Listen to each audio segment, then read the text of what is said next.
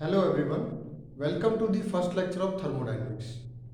In this lecture, we will cover these topics: definition of the thermodynamics, then the approach of the study, system, surroundings and boundaries, types of system, thermodynamic properties, state of a system and Gibbs phase rule. तो ये हमारा introductory lecture है। इसमें हम first देखते हैं कि thermodynamics की स्टडी हम क्यों करते हैं, why, what are the importance of thermodynamics, what are the applications of thermodynamics.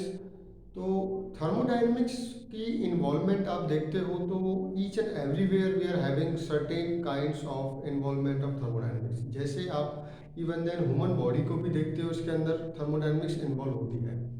जैसे आप खाना खाते हो तो फूड इनटेक करते हो तो आपके जो केमिकल रिएक्शंस होती है, मेटाबॉलिज्म रिएक्शन होती है, उसके बाद जो एनर्जी क्रिएट होती है वो सेल्स में, बॉडी के जो सेल होते हैं वहाँ पर डिस्ट्रीब्यूट होती है। उसी टाइप से आप देखते हो कि जब विंटर का टाइम होता है, विंटर के टाइम में जो बॉडी के इनसाइड टेम्परेचर होता है वो ज़्यादा होता है, सराउंडिंग का टेम्परेचर कम होता है। तो जो हीट ट्रांसफ़र होती है वो बॉडी से आपकी आउटसाइड होती है। तो इसीलिए हीट ट्रांसफ़र के रेट को कम करने के लिए हम उस टाइम ऐसे क्लोथ्स, ऐसे कपड़े पहनते हैं जिससे कि रेट ऑफ हीट ट्रांसफ़र कम हो जाए, जिससे कि आपके बॉडी के अंदर हीट मेंटेन रहे।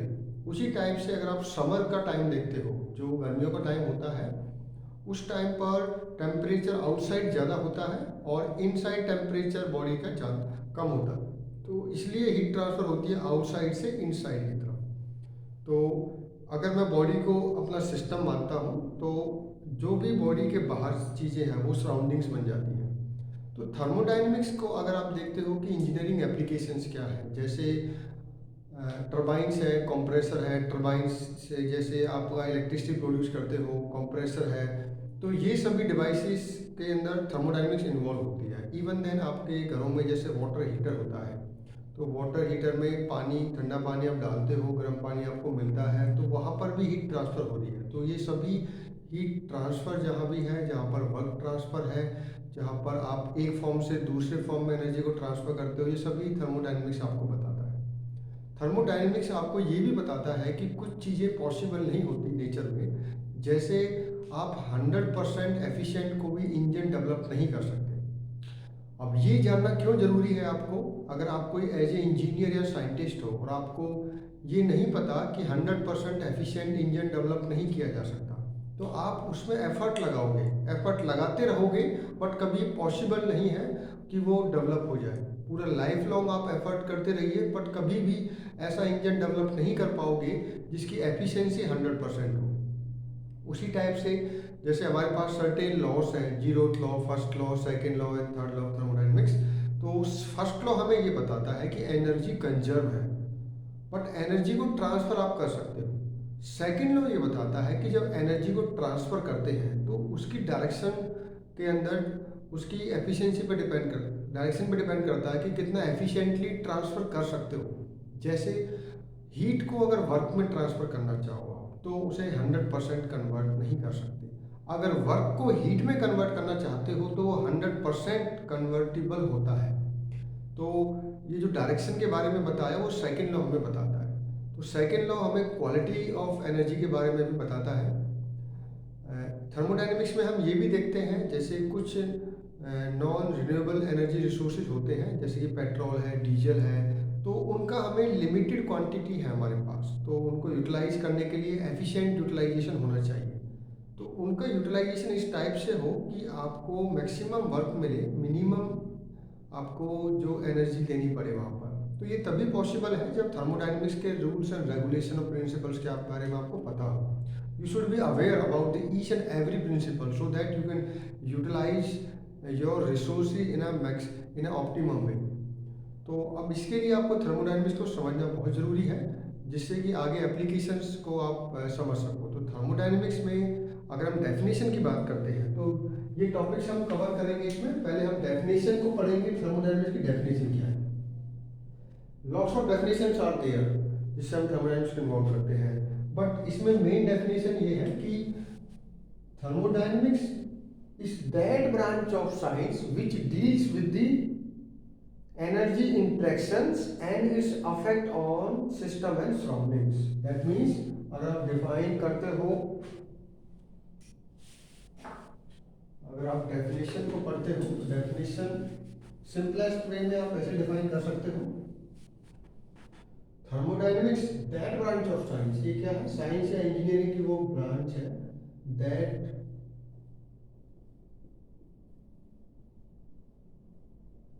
branch of science or engineering science which deals with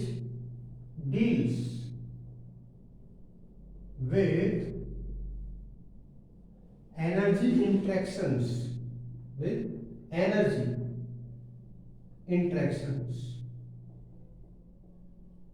किस फॉर्म में, हीट और वर्क की फॉर्म में, which deals with the energy interactions and its effect किस पर, सिस्टम और सराउंडिंग पे, it's affect on system and surroundings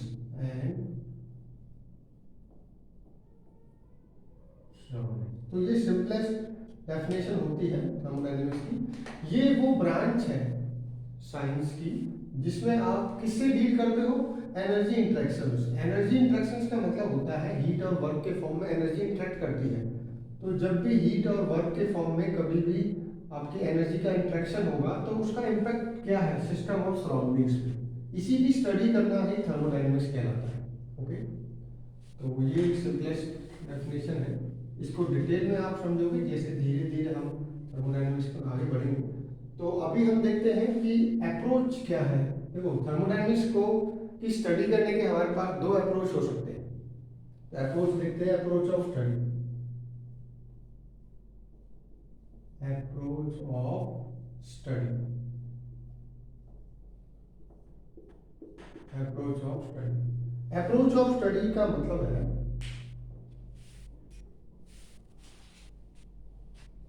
approach of study means कि आप कितने तरीके से थर्मोडायनेमिक्स की स्टडी कर सकते हो। इसके दो अप्रोच होते हैं हमारे पास।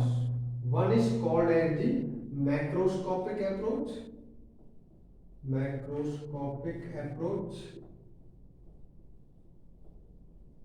Second one is called as the microscopic approach, microscopic approach.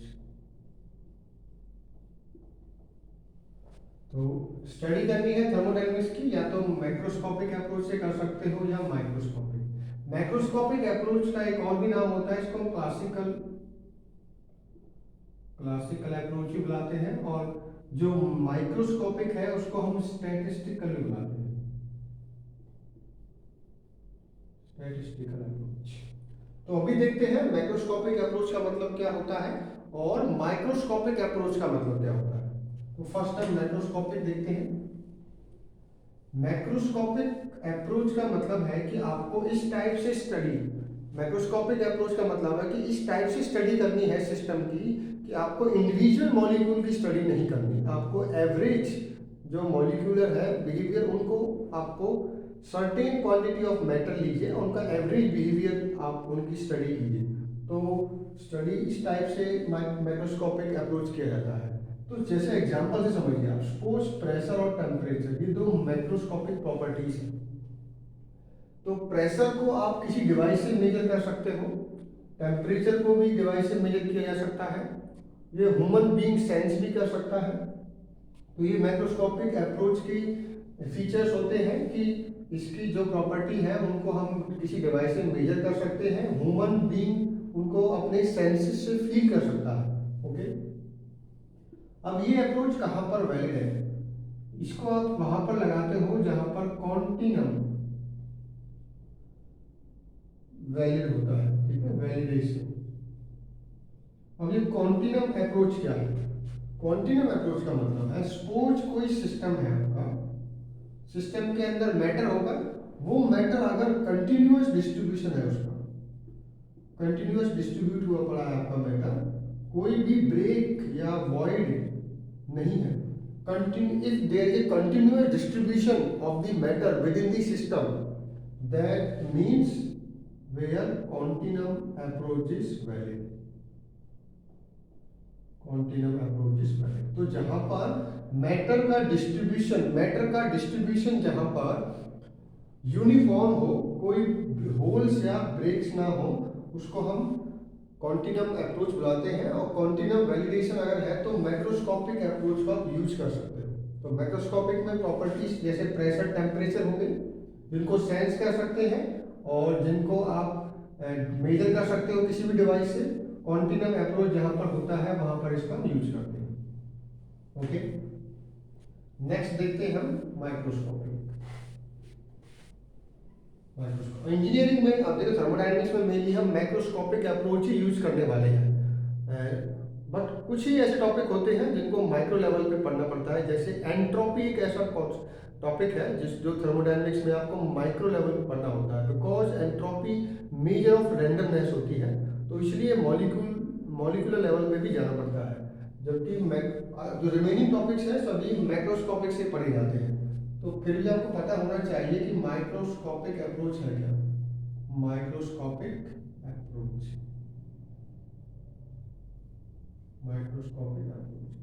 Microscopic approach है जहां पर आप मॉलिक्यूलर लेवल पे स्टडी करते हो। दैट मीन्स जहां पर मॉलिक्यूल की इंडिविजुअल मॉलिक्यूल की स्टडी की जाती है, जहां पर आप इंडिविजुअल मॉलिक्यूल की स्टडी करते हो, इंडिविजुअल मॉलिक्यूल की स्टडी करते हैं, हम स्टडी करते हैं। माइक्रोस्कोपिक अप्रोच कहां पर लगाते हैं? जहां पर मैटर रेयर होता है, जहां पर मैटर आपका रेयर, या जहां पर आप ऐसे बोल सकते हैं कॉन्टिन्यूम अप्रोच जहां पर वैलिड नहीं होता। तो माइक्रोस्कोपिक अप्रोच में आप सपोज आपके पास कोई सिस्टम है, वहां पर कुछ मॉलिक्यूल है, तो इंडिविजुअल मॉलिक्यूल सभी देखो, कोई सिस्टम है, उस सिस्टम में कुछ मैटर है, वो मैटर की इंडिविजुअल मैटर की अपनी पोजीशन होगी, अपनी वेलोसिटी होगी, अपनी, तो उन सभी की स्टडी करके उनका समीशन निकाल के तब पूरी प्रॉपर्टी आप निकालते हो। एग्जाम्पल से समझाते हैं आपको। सपोज आपको प्रेशर, जो कि प्रेशर है मैक्रोस्कोपिक प्रॉपर्टी है, बट प्रेशर को मैं एक्सप्लेन कर सकता हूँ माइक्रोस्कोपिक लेवल पे। सपोज इस वॉल पे कोई सिस्टम है, इस ये वॉल है, तो इसके मुझे इस वॉल पे मुझे प्रेशर कैलकुलेट करना है। तो प्रेशर क्या होता है?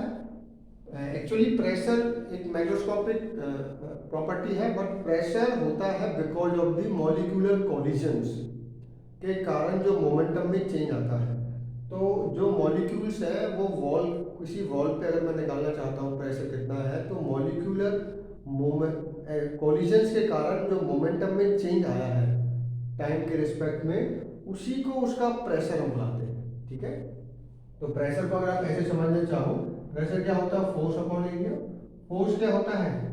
m into A divided, that mean acceleration divided by area, और इसको आप ऐसे लिख सकते हो v divided by a into T. That means change in momentum per unit area per unit time, that is called the pressure. मतलब जो molecular collisions के कारण मोमेंटम में चेंज आता है, ठीक है, with respect to time respect, तो उसी को उसका प्रेशर बुलाते हैं उस मोमेंट में। तो कोई भी मैक्रोस्कोपिक प्रॉपर्टी है उसको आप माइक्रो लेवल पे उसको एक्सप्लेन कर सकते हो, बट माइक्रो लेवल पे सभी मॉलिक्यूल्स की स्टडी करनी होती है, इसीलिए थोड़ा टिपिकल होता है। इसको हम स्टडी नहीं करेंगे माइक्रो लेवल पे, बट आपको पता चल गया होगा माइक्रो मतलब मॉलिक्यूलर लेवल पे स्टडी करना। ओके, ये मेनली स्पेस में जो एप्लीकेशंस होती है वहां पर हम माइक्रोस्कोपिक अप्रोच यूज करते हैं। ओके,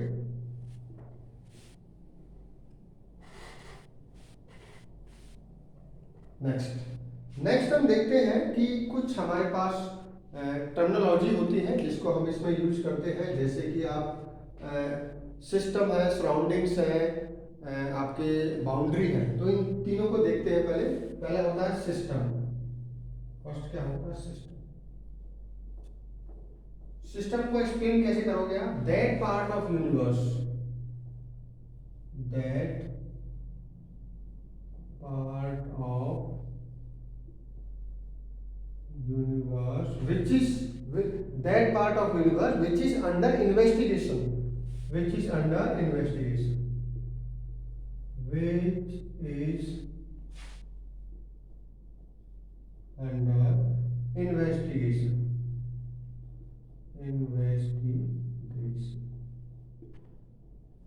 तो सिस्टम यूनिवर्स का वो पोर्शन है जो जिसकी स्टडी करनी है आपको या जिसका इन्वेस्टिगेशन करना है। जैसे आप कोई रूम है, रूम के अंदर की स्टडी करनी है, कोई क्लासरूम है उसके अंदर स्टडी करनी है, तो क्लासरूम आपका सिस्टम बन जाएगा, ठीक है।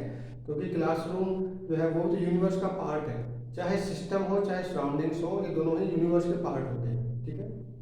तो अब सिस्टम का एग्जांपल क्या हो सकता है, कोई टरबाइन है, कोई कंप्रेसर है, कोई गैसेज है, क्लासरूम है, कोई हॉल है, एनीथिंग, किसी भी चीज़ को आप सिस्टम एज्यूम कर सकते हो। तो सिस्टम एज्यूम डिपेंड करता है कि प्रॉब्लम क्या है, प्रॉब्लम के अकॉर्डिंग आप इस सिस्टम को एज्यूम करते हो कि मेरा सिस्टम क्या है। नेक्स्ट होती है सराउंडिंग्स। सराउंडिंग्स, तो सराउंडिंग्स क्या है, what do you mean by the surroundings? Remaining portion of the universe other than the system, जो भी सिस्टम के अलावा यूनिवर्स का पार्ट है उसको सराउंडिंग्स बोलते हैं।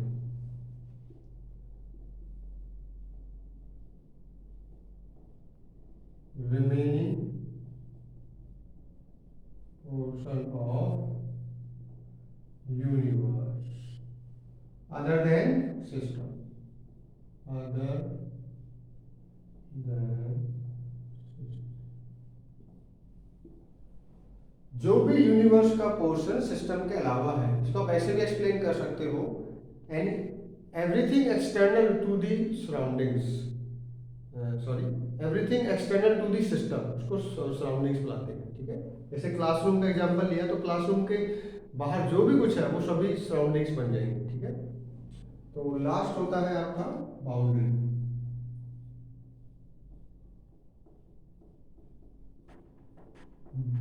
बाउंड्री क्या है? बाउंड्री होता है सरफेस जो सिस्टम और सराउंडिंग को सेपरेट करता है। That boundary, that boundaries which separate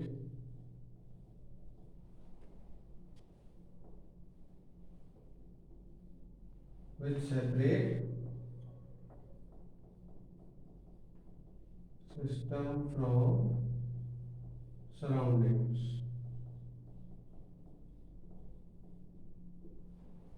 तो बाउंड्री वो सरफेसेस है जो सिस्टम को सराउंडिंग से सेपरेट करते हैं, ठीक है। तो अभी एक डायग्राम से समझते हैं, डायग्राम से समझते हैं।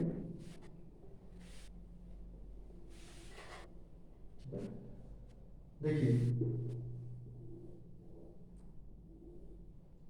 सपोज ये आपका यूनिवर्स है, क्या है ये? Complete, this is your universe, ये कंप्लीट यूनिवर्स है। इसके अंदर कोई ऐसा पोर्शन है, कोई यूनिवर्स के अंदर कोई ऐसा पोर्शन है जिसकी मुझे स्टडी करनी है, तो ये कोई यूनिवर्स है, यूनिवर्स के अंदर कोई मैंने सिस्टम एज्यूम किया है, ठीक है। तो सिस्टम के बाहर जो भी कुछ होगा वो सराउंडिंग्स बन जाएंगे। तो ये क्या हो गया? सराउंडिंग्स। यूनिवर्स के सिस्टम हो गया, सराउंडिंग्स हो गया। अब एक बाउंड्री जरूर होगी जो सिस्टम को सराउंडिंग से सेपरेट करेगी, ठीक है। और इसी को हम, इसी वो सरफेस जो सिस्टम और सराउंडिंग को सेपरेट करता है उसको बाउंड्री बुलाते हैं, इसको बाउंड्री। तो कंप्लीट को तो यूनिवर्स बोलेंगे, यूनिवर्स के दो पोर्शन होंगे, सिस्टम और सराउंडिंग्स, और दोनों को जो सेपरेट करेगा सिस्टम और सराउंडिंग को, उनको हम बुलाएंगे यूनिवर्स, सॉरी उसको बुलाएंगे बाउंड्री, ठीक है। तो यूनिवर्स तो हो गया बड़ा मेजर पोर्शन, उसका एक पार्ट हो गया सिस्टम, रिमेनिंग पार्ट हो गया सराउंडिंग्स, और जो दोनों को सेपरेट करेगा सिस्टम और सराउंडिंग को, हो गया बाउंड्री।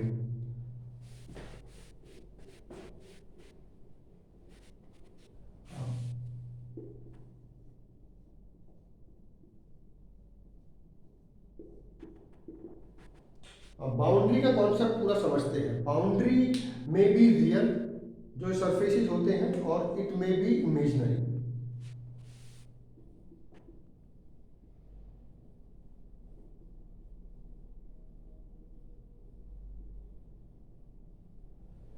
बाउंड्री रियल भी हो सकती है, इमेजिनरी भी हो सकती है। एग्जाम्पल से समझते हैं इसको।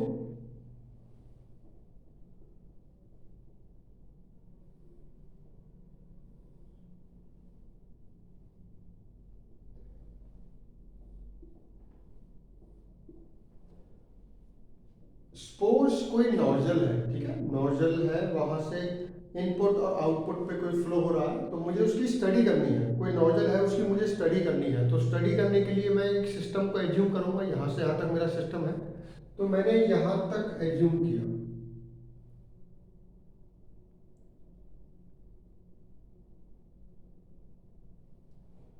जो डॉटेड लाइंस है वो इसकी बाउंड्री शो कर रही है, ठीक है।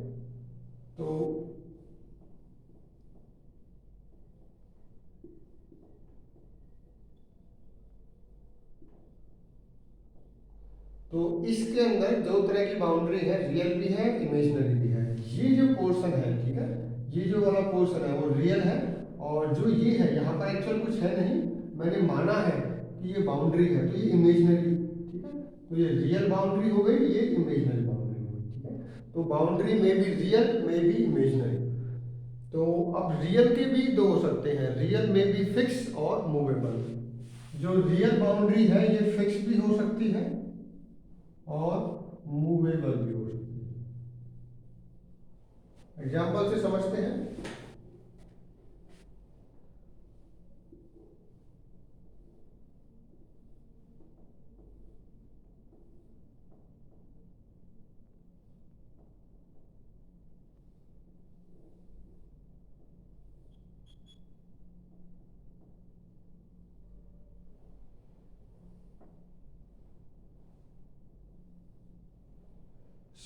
सपोज कोई पिस्टन सिलेंडर अरेंजमेंट है, ठीक है। तो ये मेरा सिस्टम है।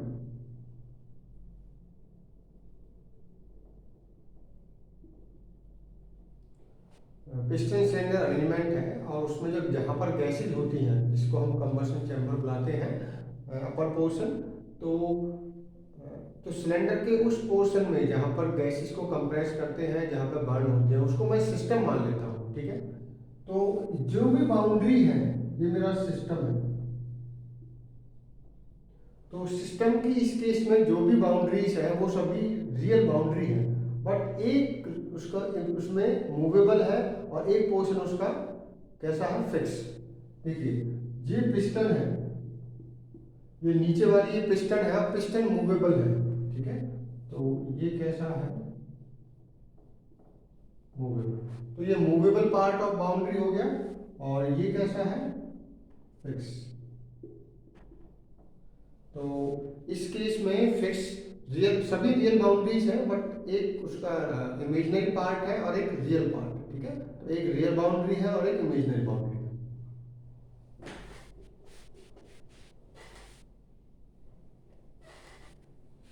तो अभी हमने सिस्टम की डेफिनेशन देखी, सराउंडिंग्स की, बाउंड्री को देखा कि ये रियल, इमेजिनरी भी हो सकती है, फिक्स और मूवेबल भी हो सकती है। अभी हम देखते हैं कि कोई भी थर्मोडायनेमिक सिस्टम है तो उसके टाइप्स होते हैं, ठीक है, types.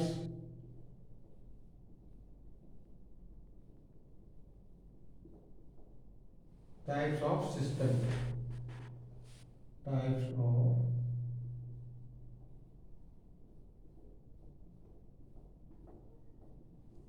one is closed system,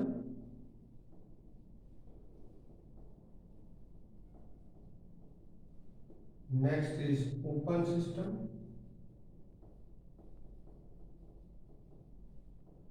third is isolated system।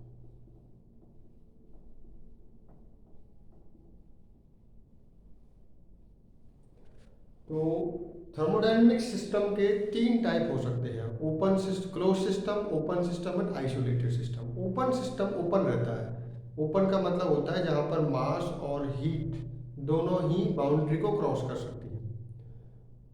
Close system के अंदर ओनली एनर्जी क्रॉस कर सकती है बाउंड्री को, मास क्रॉस नहीं कर सकता। आइसोलेटेड में neither the mass nor the energy can cross the boundary. तो यहाँ पर समझिए, आप पहले क्लोज सिस्टम को समझते हैं पहले, वन बाय वन।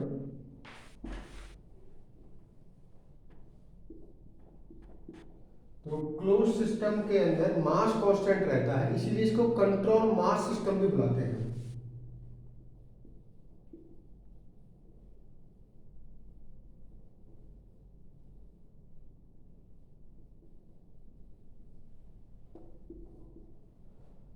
इसके अंदर अब कंट्रोल मास है तो एनर्जी ट्रांसफर हो सकती है, ठीक है।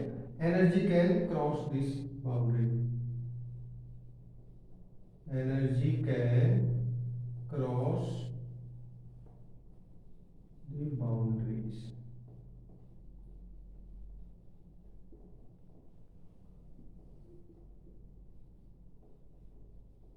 मास रिमेन फिक्स, ठीक है। लास्ट, एनर्जी क्रॉस कर सकती है, मास फिक्स रहेगा, वॉल्यूम चेंज हो भी सकता है, नहीं भी हो सकता, दैट मीन्स वॉल्यूम में change, volume of close system में चेंज, वॉल्यूम में चेंज। तो अभी एग्जांपल से समझते हैं क्लोज सिस्टम को।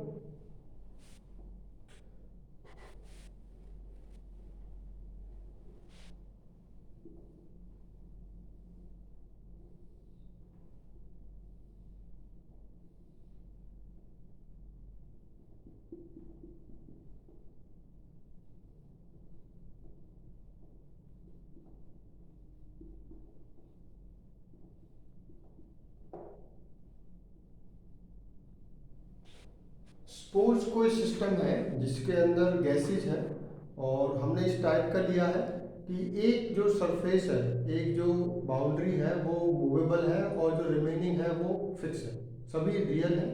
तो इस केस में आप देखोगे कि इसमें मैं एनर्जी ट्रांसफर कर सकता हूँ, तो मैं एनर्जी ट्रांसफर करता हूँ। मान लीजिए मैंने एनर्जी ट्रांसफर की, मैंने मैंने इसकी हीटिंग की, तो हीटिंग करने के बाद इसका, हीटिंग करने के बाद कुछ स्टेट चेंज हो जाएगा इसका, ये यहाँ पर पहुंच जाएगा। अभी भी गैस है, मास अभी भी 2 kg है, volume now become 6 metre cube. तो देखिए ये क्लोज सिस्टम है क्योंकि मास यहाँ पर फिक्स है, एनर्जी ट्रांसफर हो रही है। वॉल्यूम इस केस में, वॉल्यूम क्या हो रहा है इस केस में, वॉल्यूम इस केस में चेंज हो रहा है। बट अगर आप जो ये बाउंड्री ऊपर वाली है इसको भी फिक्स कर देते हो तो वॉल्यूम चेंज नहीं होगा, तो वॉल्यूम में और मे नॉट चेंज, ओके। तो क्लोज सिस्टम में बस आपको ये समझना होता है कि मास ट्रांसफर नहीं हो सकता, एनर्जी ट्रांसफर हो सकती है, आपका वॉल्यूम फिक्स भी रह सकता है, वॉल्यूम को चेंज भी कर सकते हैं, वो डिपेंड करेगा बाउंड्रीज कैसी हैं आप, ओके।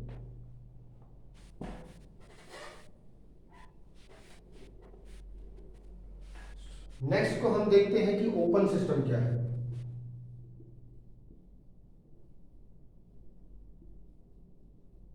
इसको हम कंट्रोल वॉल्यूम भी बुलाते हैं, कंट्रोल वॉल्यूम सिस्टम। तो इसको कंट्रोल वॉल्यूम सिस्टम भी बुलाते हैं। तो अभी हमने क्लोज में देखा कि उसमें मास ट्रांसफर नहीं हो सकता, ओनली एनर्जी ट्रांसफर होती है। इसमें दोनों ट्रांसफर हो सकते हैं, एनर्जी भी ट्रांसफर हो सकती है और मास भी ट्रांसफर हो सकता है। तो ओपन सिस्टम में क्या, both mass as well as energy can cross boundaries, ठीक है। ओपन सिस्टम में वॉल्यूम फिक्स रहेगा, volume will not change, okay. तो ओपन सिस्टम के एग्जांपल मोस्टली जो इंजीनियरिंग एप्लीकेशंस हैं वो सभी ओपन सिस्टम होते हैं, जैसे आपका टरबाइन है, कंप्रेसर है, वाटर हीटर है, आपका हीट एक्सचेंजर्स है, जहाँ पर भी फ्लो होता है वो सभी ओपन सिस्टम होते हैं। तो अभी एग्जांपल लेते हैं, मान लीजिए वाटर हीटर का एग्जांपल लेते हैं या टरबाइन का एग्जांपल लेते हैं। सपोज आपके पास कोई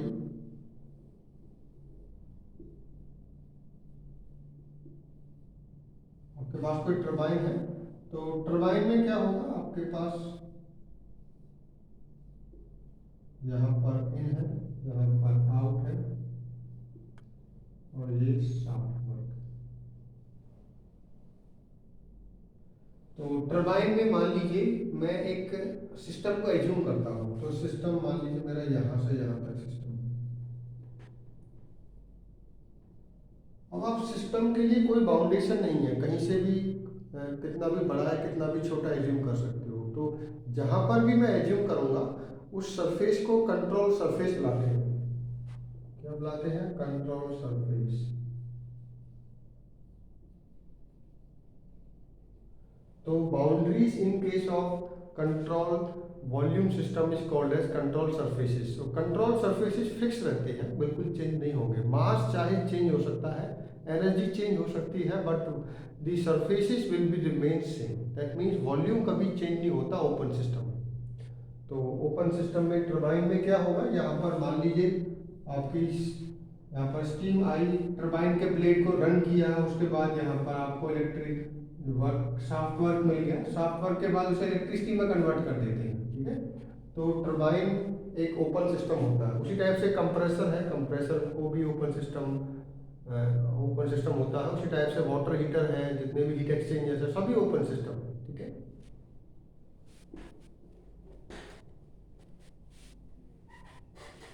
लास्ट होता है हमारा isolated system. Last is isolated system.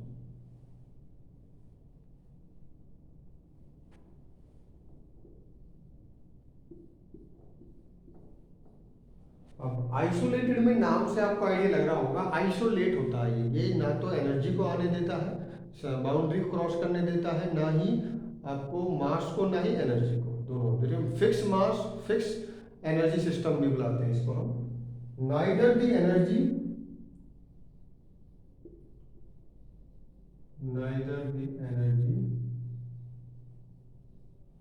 nor the mass can cross the system।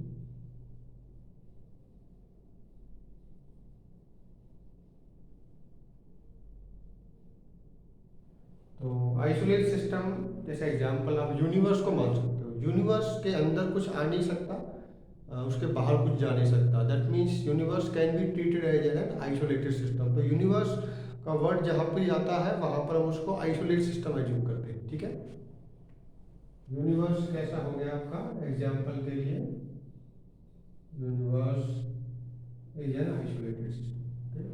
तो अभी हमने टाइप्स ऑफ सिस्टम देखे। तो अभी देखिए सिस्टम की डेफिनेशन हमने देखी।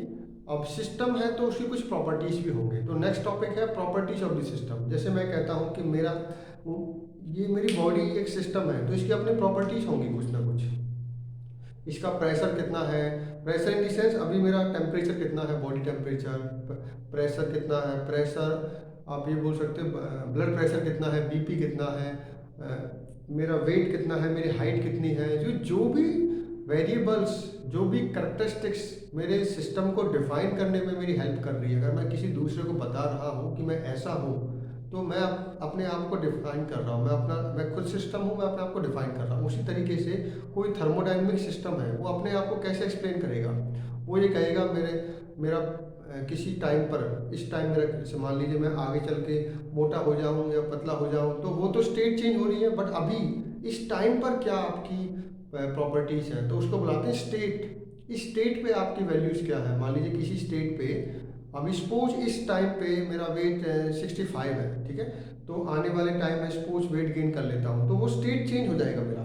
उसी टाइप से थर्मोडाइनमिक सिस्टम है कोई, किसी टाइम पे उसका प्रेशर, टेम्परेचर, वॉल्यूम, ये सारी चीज़ें हैं, उसके बाद चेंज हो गई।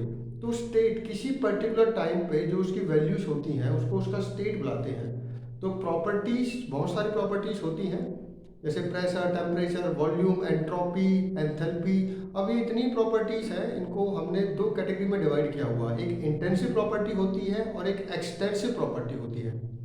जो इंटेंसिव प्रॉपर्टी है वो इंडिपेंडेंट होती है किसके, मास या साइज ऑफ द सिस्टम की। वो चाहे सिस्टम के साइज को वेरी कीजिए, चाहे छोटा कीजिए, बड़ा कीजिए, वो प्रॉपर्टी चेंज नहीं होती, जैसे प्रेशर, टेम्परेचर। एक एक्सटेंसिव प्रॉपर्टी होती है, वो मास को चेंज करते ही, साइज को चेंज करते ही वो प्रॉपर्टी चेंज हो जाती है, जैसे वॉल्यूम है, एनर्जी है।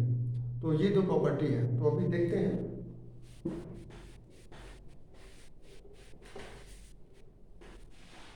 तो हमारा टॉपिक है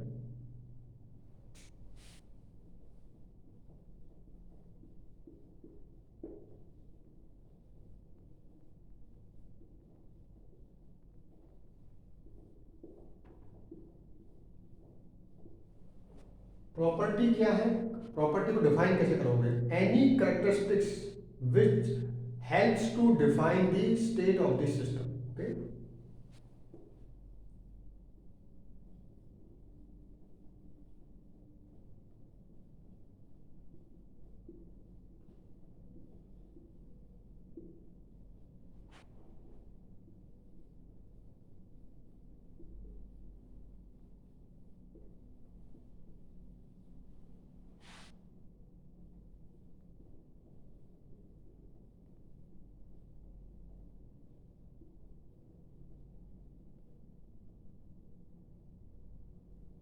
state of the system.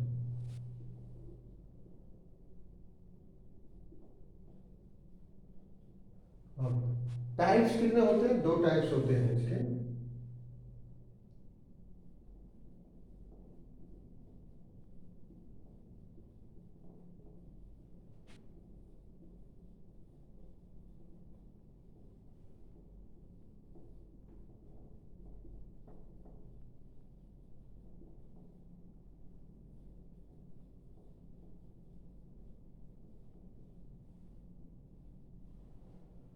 Intensive property, extensive property. तो इंटेंसिव प्रॉपर्टी को देखते हैं पहले। इंटेंसिव मतलब इंडिपेंडेंट ऑफ द मास और size of the system.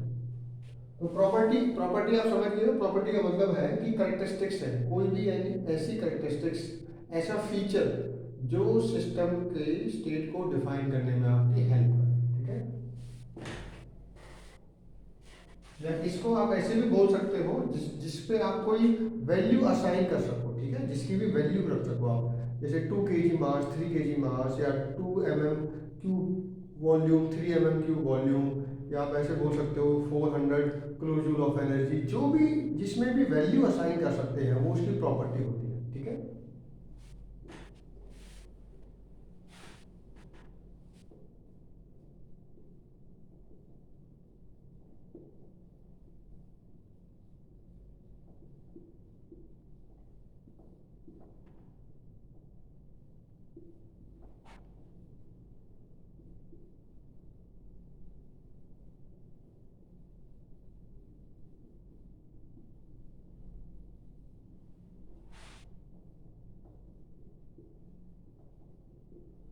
those properties of system which are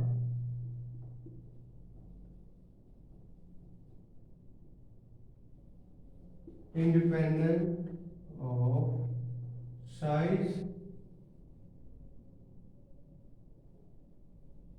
or mass of the system, mass of the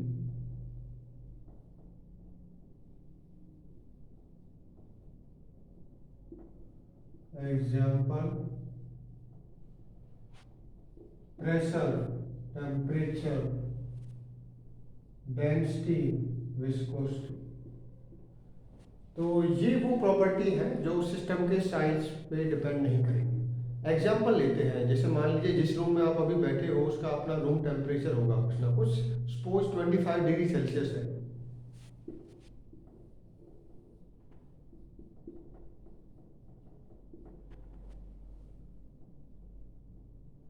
तो अगर मैं इसको, रूम को हाफ कर देता हूँ, बीच में से एक बाउंड्री लगा देता हूँ, तो उसका साइज वेरी कर दिया मैंने।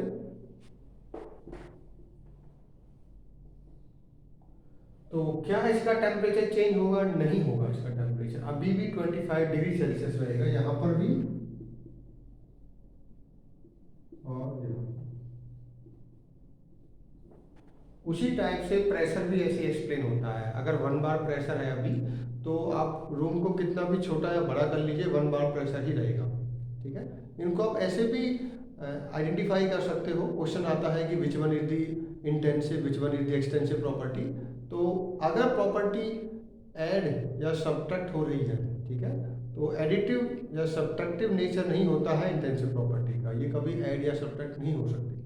ठीक है, और या साइज को वेरी कर लेना, आप सिस्टम को पता चल जाएगा आपको कि प्रॉपर्टी चेंज होनी चाहिए, नहीं होनी चाहिए, तो वो इंटेंसिव प्रॉपर्टी होगी। एग्जाम्पल वही है, प्रेशर है, टेम्परेचर है, डेंसिटी। अब डेंसिटी चाहे कितना भी क्वांटिटी रहे, वाटर की डेंसिटी 1000 kg/m³ है, तो वो 1000 ही रहेगी, चाहे वाटर कम हो या ज़्यादा। ठीक है, उसी टाइप से जो विस्कोसिटी होती है वो भी फिक्स होती है। ठीक है, जैसे किसी फ्लूइड की विस्कोसिटी है, चाहे वो फ्लूइड क्वांटिटी कितनी ज़्यादा या कम हो, वो प्रॉपर्टी वही रहेगी उसकी। तो ये इंटेंसिव प्रॉपर्टीज होते हैं।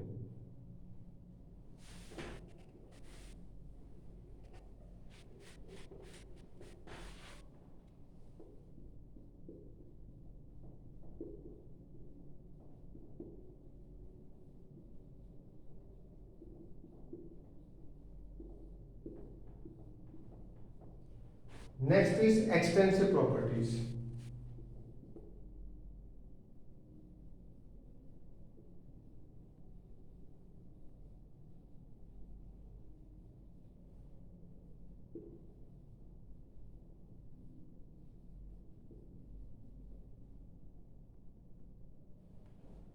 ये वो प्रॉपर्टी होती है जो मास ऑफ द सिस्टम या साइज ऑफ द सिस्टम पे डिपेंड करती है। जैसे वॉल्यूम है, वॉल्यूम सिंपल एग्जांपल है।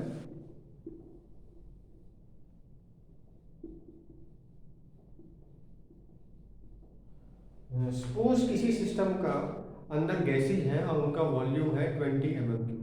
तो अगर आप सिस्टम के साइज को हाफ कर देते हो, तो उनका वॉल्यूम कम हो जाएगा, हाफ हाफ हो जाएगा।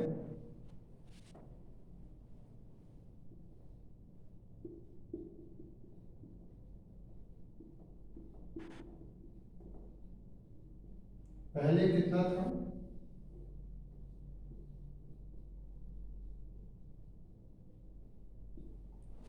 तो वॉल्यूम एक ऐसी प्रॉपर्टी है जो मास या साइज चेंज करने से चेंज होती है। उसी टाइप से आप देखोगे एनर्जी है, उसी टाइप से एंट्रोपी होता है, एंथैल्पी होता है। ये सारी ऐसी वैल्यूज हैं जो सिस्टम को छोटा या बड़ा करने से ये वैल्यूज चेंज होती हैं, इसीलिए इनको एक्सटेंसिव प्रॉपर्टीज हम बुलाते हैं। ठीक है, तो इंटेंसिव हो गया, एक्सटेंसिव हो गया। एक और होती है हमारी स्पेसिफिक प्रॉपर्टीज। अच्छा, एक्सटेंसिव को कैसे आप आइडेंटिफाई करोगे? ये एडिटिव और सब्ट्रैक्टिव होती है नेचर में। अगर कोई प्रॉपर्टी, अब देखिए यहाँ पर V1 + V2 = V है, तो ये ऐड और सब्ट्रैक्ट हो सकती है। तो आपको आइडेंटिफाई करना है, तो ये चेक कर लेना क्या प्रॉपर्टी ऐड या सब्ट्रैक्ट हो पा रही है, तो वो एक्सटेंसिव होगी, अगर नहीं है तो वो इंटेंसिव होगी। ठीक है, नेक्स्ट होती है स्पेसिफिक प्रॉपर्टी। स्पेसिफिक का मतलब होता है कि अगर आप एक्सटेंसिव प्रॉपर्टी को सिस्टम के मास से डिवाइड कर देते हो, तो वो इंटेंसिव बन जाती है और उसका नाम होता है स्पेसिफिक प्रॉपर्टीज। जैसे मान लीजिए एंथैल्पी एक एक्सटेंसिव प्रॉपर्टी है, बट एंथैल्पी को अगर मैं मास ऑफ द सिस्टम से डिवाइड कर देता हूँ, तो वो स्पेसिफिक एंथैल्पी बन जाती है और वो इंटेंसिव नेचर में हो जाता है उसका। ठीक है,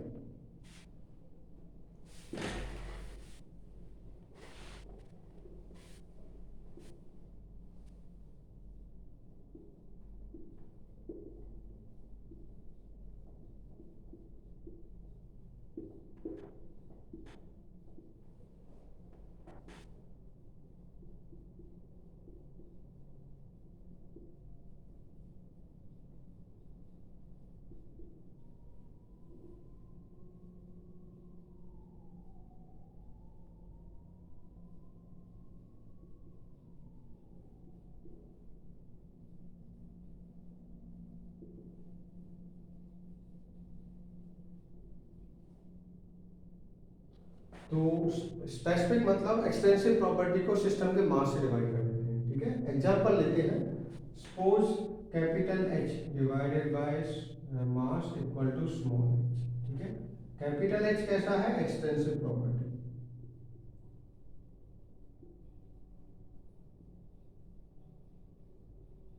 बट स्मॉल h क्या होता है? इंटेंसिव।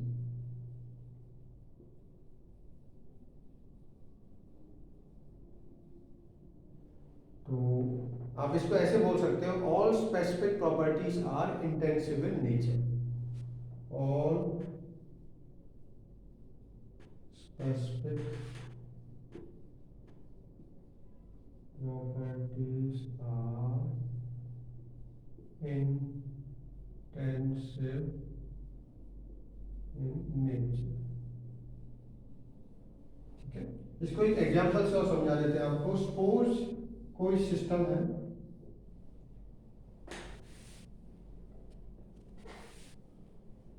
और उस सिस्टम की एंथैल्पी है सपोज 200 किलो जूल उसकी एंथैल्पी है। अभी कोई सिस्टम है, उसकी एंथैल्पी 200 किलो जूल है, ठीक है। उसका मास है सपोज 10 केजी। तो अब मैंने क्या किया, मैंने h डिवाइडेड बाई m कर दिया, 200 डिवाइडेड बाई 10, ये आ गया 20 किलो जूल पर केजी। नाउ इट बिकम, तो जो ये 20 वैल्यू होगी, ये मैंने एक्सटेंसिव प्रॉपर्टी को मास से डिवाइड करके तब मैंने ऑब्टेन की है, तो ये इसकी इंटेंसिव प्रॉपर्टी है, ठीक है। दिस इज इंटेंसिव, और इसको बुलाते क्या है, स्पेसिफिक एंथैल्पी। नाम जैसे वॉल्यूम को डिवाइड करोगे मास से, वॉल्यूम को मास से डिवाइड करेंगे तो वो बन जाएगा स्मॉल वॉल्यूम, स्पेसिफिक वॉल्यूम, ठीक है। उसी टाइप से स्पेसिफिक एंथैल्पी, उसी टाइप से स्पेसिफिक एंट्रोपी बन जाती है, स्पेसिफिक इंटरनल एनर्जी बन जाती है। तो ये सभी स्पेसिफिक नाम आगे आ जाता है, इसका मतलब वो इंटेंसिव प्रॉपर्टी, ठीक है। तो अब नेक्स्ट टॉपिक बहुत ज़्यादा इंपॉर्टेंट है, जिसको हम बुलाते हैं स्टेट ऑफ द सिस्टम, ठीक है। कोई भी सिस्टम किसी स्टेट पे डिफाइन होता है, तो स्टेट को समझना बहुत जरूरी है।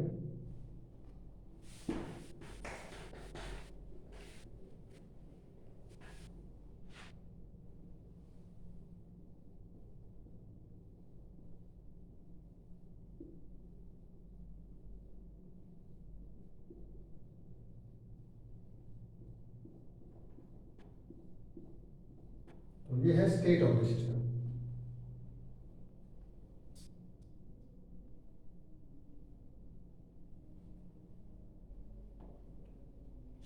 देखिए, स्टेट का मतलब होता है किसी पर्टिकुलर टाइम पे प्रॉपर्टीज की वैल्यू क्या है, उसको उसका स्टेट बुलाते हैं।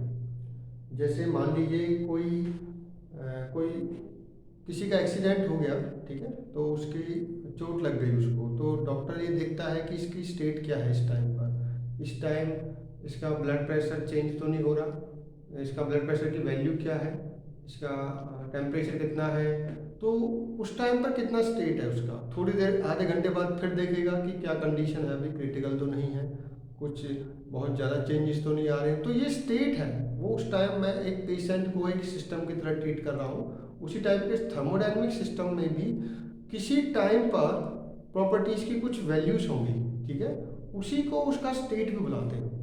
ओके, तो स्टेट क्या होता है, एक पर्टिकुलर टाइम पे क्या वैल्यूज क्या है प्रॉपर्टीज की, ये स्टेट होता है, स्टेट का सिस्टम, ठीक है। आप स्टेट को डिफाइन कैसे करते हैं, फिक्स कैसे कर सकते हो आप, how can you fix a state. State तभी फिक्स हो सकता है जब वो थर्मोडायनेमिक इक्विलिब्रियम में हो, ठीक है। तो स्टेट कब फिक्स हो सकता है,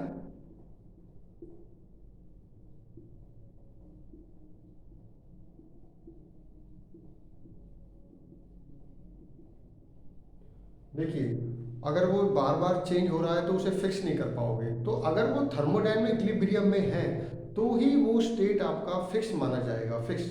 एग्जांपल समझिए, मान लीजिए आप ये कह रहे हो कि इस टाइम पर मेरा प्रेशर कितना है, 2 बार, तो वो 2 बार सभी जगह पर होना चाहिए।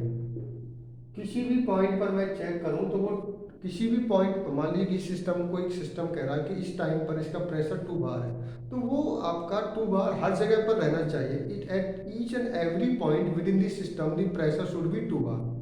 वो तभी हो सकता है जब वो मैकेनिकल इक्विलिब्रियम हो। तो इसके 3 इक्विलिब्रियम होते हैं थर्मोडायनेमिक इक्विलिब्रियम में, मैकेनिकल,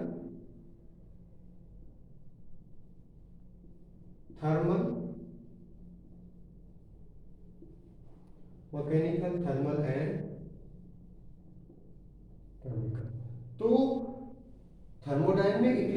स्टेट, कोई भी स्टेट थर्मोडायनेमिक इक्विलिब्रियम में तभी हो सकता है जब वो मैकेनिकल इक्विलिब्रियम में भी रहे, थर्मल इक्विलिब्रियम में भी रहे और केमिकल इक्विलिब्रियम में भी रहे। इसका मतलब ये है कि अगर सिस्टम और सराउंडिंग के बीच में कोई प्रेशर, सिस्टम और सराउंडिंग के बीच में कोई प्रेशर डिफरेंस नहीं है तो वो मैकेनिकल इक्विलिब्रियम में होगा। अगर सिस्टम और सराउंडिंग का टेम्परेचर सेम है तो वो थर्मल इक्विलिब्रियम में रहेगा। अगर सिस्टम और सराउंडिंग के बीच में कोई रिएक्शंस नहीं हो रही हैं, कोई केमिकल पोटेंशियल नहीं है तो वो केमिकल इक्विलिब्रियम में रहेगा।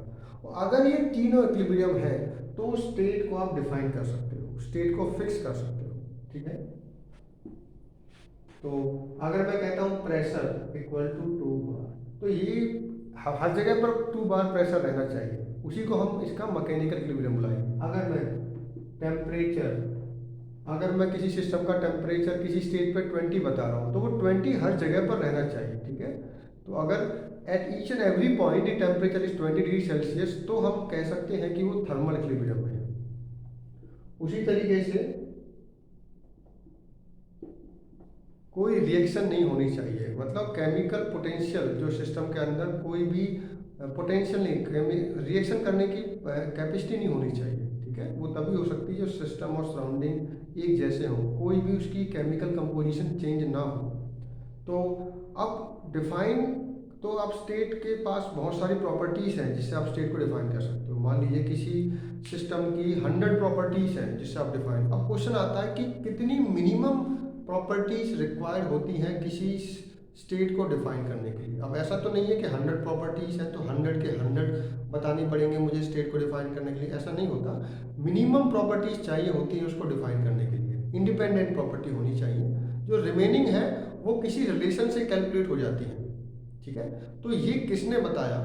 गिब्स फेस रूल ने हमें बताया, एक फॉर्मूला दिया, उससे आप निकाल सकते हो minimum independent intensive properties required to define the state of the system, ठीक है। तो अभी हम नेक्स्ट टॉपिक करते हैं गिब्स फेस रूल। क्या इंपॉर्टेंस है? गिब्स ने ये बताया कि out of the m number of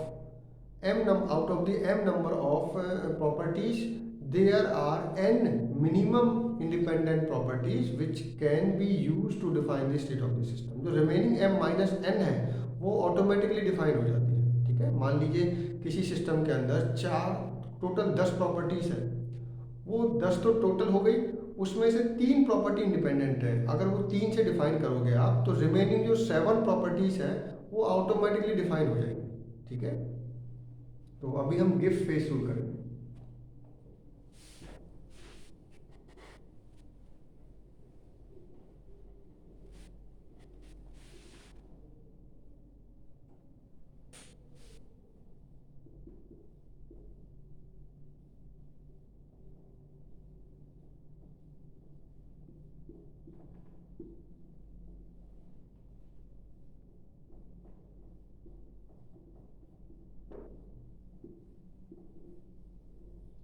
तो ये है गिब्स फेस रूल। यहाँ पर F क्या बताता है? ये है आपका मिनिमम इंडिपेंडेंट प्रॉपर्टीज, ठीक है, या इंटेंसिव प्रॉपर्टी। देखो एक्सटेंसिव तो बल्क में होती है, टोटल का काउंट होता है, इंटेंसिव पता होनी चाहिए मिनिमम कितनी है, ठीक है। Minimum independent intensive properties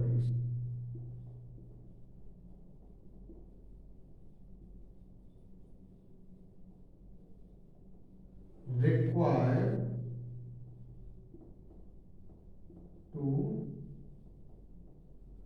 define the state of the system।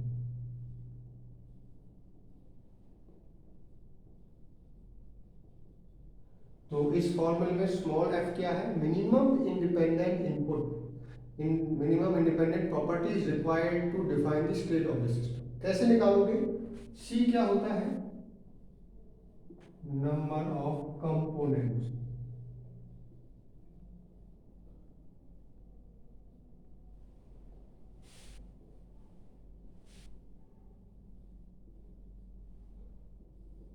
C हो गया नंबर ऑफ कंपोनेंट, F होता है number of faces, number of faces. तो अगर आपको किसी भी सिस्टम में ये पता है कंपोनेंट कितने हैं, फेसेस कितने हैं, तो आप ये बता सकते हो कि इसकी इस सिस्टम को डिफाइन करने के लिए, इसका स्टेट डिफाइन करने के लिए मुझे कितने मिनिमम इनपुट्स चाहिए, मिनिमम प्रॉपर्टीज चाहिए जिससे को डिफाइन कर सकता हूँ। ठीक है, एग्जांपल से समझते हैं।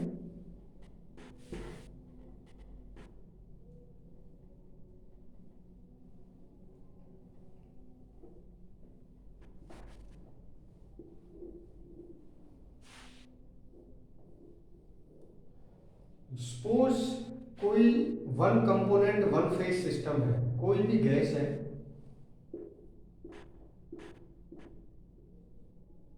चलो मान लेते हैं नाइट्रोजन गैस है, पूरे सिस्टम में नाइट्रोजन गैस है, तो गैस फेज क्या हो गया, वन हो गया, एक ही फेज है, गैसियस फेज है, सॉलिड लिक्विड तो है ही नहीं। कंपोनेंट कितने हैं, कंपोनेंट भी एक ही है, एक नाइट्रोजन ही तो है और कुछ है ही नहीं। तो अब इस सिस्टम को डिफाइन करने के लिए, इसके स्टेट को डिफाइन करने के लिए मुझे कितनी प्रॉपर्टी, देखो प्रॉपर्टी तो बहुत सारी हो सकती है इस चीज को define, pressure, temperature, pressure, temperature, specific volume, specific entropy, तो कितनी मुझे मिनिमम चाहिए, तो अभी निकालते हैं। F equal to C minus 5 plus 2 equal to 1 minus 1 plus 2। That means कोई भी दो इंडिपेंडेंट इंटेंसिव प्रॉपर्टी से आप इसको डिफाइन कर सकते हो स्टेट को, जैसे कि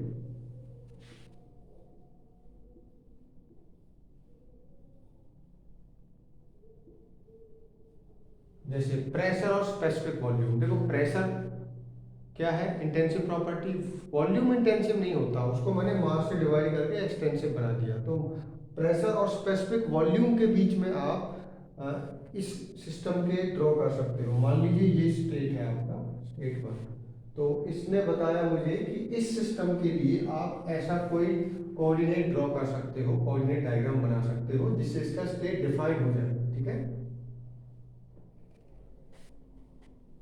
अब नेक्स्ट देखते हैं two phase single component system. ऐसा कोई थर्मोडायनेमिक सिस्टम जहां पर दो फेस हो, एक ही कंपोनेंट हो।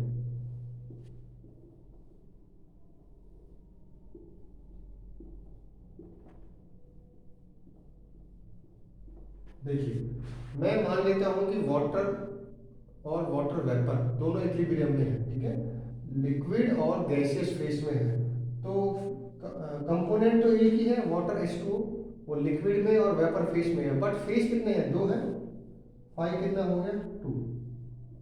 तो इस सिस्टम को मुझे डिफाइन, जैसे वाटर को बॉईल करते हो आप, एक टाइम ऐसा आया कि उसे वहीं पर छोड़ दीजिए, तो 100 डिग्री पे, 100 डिग्री पे आप देखोगे वाटर लिक्विड भी है और वेपर में कन्वर्ट हो गया, तो इक्विलिब्रियम में आते हैं। तो अब उसको डिफाइन करने के लिए मुझे कितने इंडिपेंडेंट आपको प्रॉपर्टीज रिक्वायर्ड है।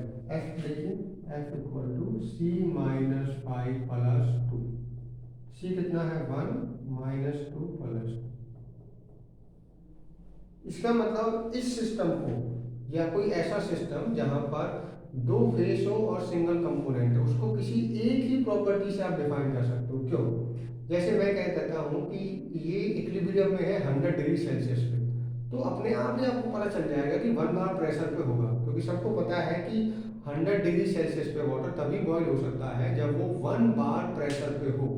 तो एक प्रॉपर्टी तो फिक्स हो गई, तो एक ही बची थी, तो दो प्रॉपर्टी, प्रेशर, टेम्परेचर, बट एक तो फिक्स हो गई। अगर 100 डिग्री सेल्सियस आपने बोल दिया तो वो इक्विलिब्रियम में तभी हो सकता है जब 1 बार प्रेशर पे हो। तो इसलिए कोई भी दो कंपोनेंट, सॉरी वन कंपोनेंट और टू फेसेस का जो भी सिस्टम है, उसके लिए मुझे एक ही इंडिपेंडेंट इंटेंसिव प्रॉपर्टी चाहिए होती है उसको डिफाइन करने के लिए। ठीक है, अब हम देखते हैं ऐसा जहां पर 3 फेसेस हो।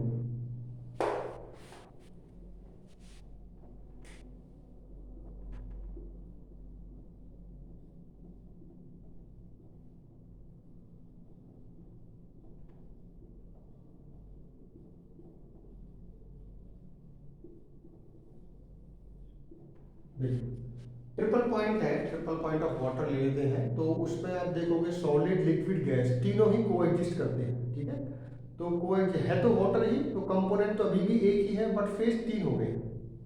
That means C equal to 1, phi equal to 3। तो अब इसमें देखते हैं कि इस ट्रिपल पॉइंट को एक्सप्लेन करने के लिए कितने मुझे इंडिपेंडेंट इंटेंसिव प्रॉपर्टी रिक्वायर्ड है।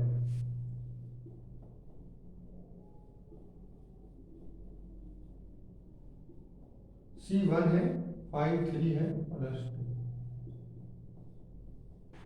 ये जीरो आ गया। जीरो का मतलब है कि ट्रिपल पॉइंट अपने आप में डिफाइन होता है, उसको किसी प्रॉपर्टी की जरूरत नहीं, फिक्स होता है पॉइंट। ट्रिपल पॉइंट फिक्स होता है, किसी प्रॉपर्टी को बताने की जरूरत नहीं। ट्रिपल पॉइंट आपने वाटर बोल दिया तो सबको पता चल जाएगा कि ट्रिपल पॉइंट ऑफ वाटर पे इतना प्रेशर होता है, इतना टेम्परेचर, उसको बताने की जरूरत ही नहीं है। ठीक है, ऐसा नहीं है कि आपको ये बोलना पड़ेगा। जैसे पिछले केस में हमने देखा था कि 100 डिग्री पे बॉईल होता है तो 100 डिग्री टेम्परेचर बोलना पड़ेगा, तब वो 1 बार प्रेशर पे एज्यूम करेंगे। बट यहाँ पर क्या है कि ट्रिपल पॉइंट को कोई रिक्वायरमेंट नहीं है, तो अगर वो ट्रिपल पॉइंट पे है तो वो फिक्स है वो पॉइंट। ठीक है, डिफाइन करने की रिक्वायरमेंट नहीं है। तो इस लेक्चर में हमने देखा कि थर्मोडायनेमिक्स बहुत ज़्यादा इंपॉर्टेंट है, आपको वो सिस्टम को डिफाइन करने में आपकी हेल्प करती है। तो आगे फर्दर लेक्चर्स में हम देखेंगे कि zeroth law of thermodynamics temperature को कि कॉन्सेप्ट को बताता है, कैसे मेजरमेंट कैसे होता है टेम्परेचर का। फर्स्ट लॉ ऑफ थर्मोडायनेमिक्स में हम देखेंगे कि एनर्जी कंजर्व है, कैसे आप प्रोसेस को कैसे बताते हो, प्रोसेस में हीट, वर्क और इंटरनल एनर्जी का रिलेशन क्या होता है। साइकिल के लिए फर्स्ट लॉ ने ये बताया कि summation of heat summation of work के बराबर होता है। फर्स्ट लॉ की कुछ लिमिटेशंस भी थी, जैसे फर्स्ट लॉ ने हमें डायरेक्शन के बारे में कुछ नहीं बताया कि कौन प्रोसेस की डायरेक्शन क्या होगी। फर्स्ट लॉ ने रेट के बारे में कुछ नहीं बताया कि रेट ऑफ हीट ट्रांसफर क्या होता है। फर्स्ट लॉ ने आपको ये नहीं बताया कि कोई प्रोसेस फिजिबल है या नहीं, कैसे बताओगे आप। क्वालिटी के बारे में कुछ नहीं बताया, एनर्जी ऑफ क्वालिटी क्या होती है। क्वांटिटी वाइज तो कंजर्व होती है, तो ये फर्स्ट लॉ ने बताया। बट आगे चल के जब सेकंड लॉ आया तो उसने हमें बताया कि एनर्जी तो कंजर्व होती है बट उसकी क्वालिटी कंजर्व नहीं होती, वो डिग्रेड होती है। और फर्स्ट लॉ ने हमें एनर्जी इंटरनल एनर्जी का कॉन्सेप्ट दिया था, सेकंड लॉ ने हमें एंट्रोपी का कॉन्सेप्ट दिया था। ठीक है, तो एंट्रोपी के बाद फिर अवेलेबल एनर्जी के कॉन्सेप्ट को हम पढ़ेंगे इसमें, फिर प्योर सब्सटेंसेस को पढ़ेंगे। तो ये थर्मोडायनेमिक्स में आप ये समझ गए होंगे कि थर्मोडायनेमिक्स के जो रूल्स हैं वो बहुत ज़्यादा इंपॉर्टेंट होते हैं किसी भी डिवाइस को डिज़ाइन करने के लिए, उसको एफिशिएंटली यूज करने के लिए। ठीक है, जैसे कार्नोट इंजन हमारा होता है, कार्नोट साइकिल जो होती है वो हमें एक रेफरेंस देती है। कार्नोट साइकिल ने अगर ये बोल दिया कि किसी डिवाइस की एफिशिएंसी इतनी है, तो उससे ज़्यादा पॉसिबल नहीं है अगर सेम टेम्परेचर लिमिट्स के बीच में आप लगाते हो कोई भी इंजन। ठीक है, तो ये फर्दर कोर्स में हम देखेंगे कि थर्मोडायनेमिक्स बहुत ज़्यादा इंपॉर्टेंट है और इसकी एप्लीकेशंस इतनी इंपॉर्टेंट है कि हमारे लाइफ बिना उसके, आप देखिए आपके घरों में एसी है, फ्रिज है, तो आप जो कंफर्ट फील कर रहे हो वो भी थर्मोडायनेमिक्स की ही एप्लीकेशन है। ठीक है, so thanks for listening, thank you.